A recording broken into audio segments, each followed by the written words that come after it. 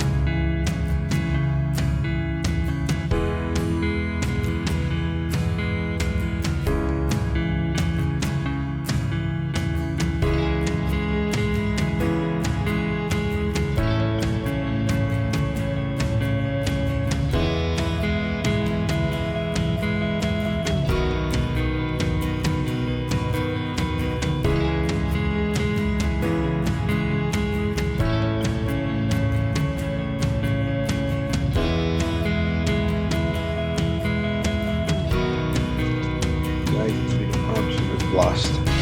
Thanks for watching all the episodes. I hope you enjoyed them. Some of you made some comments which are truly appreciated. Some of you have been bored, senseless, and probably stopped at the first episode, but that's fair enough. This will be the last video in the collection. I'm heading home tomorrow. It's a black up to the Cali, so there ain't really going to be much to film or talk about.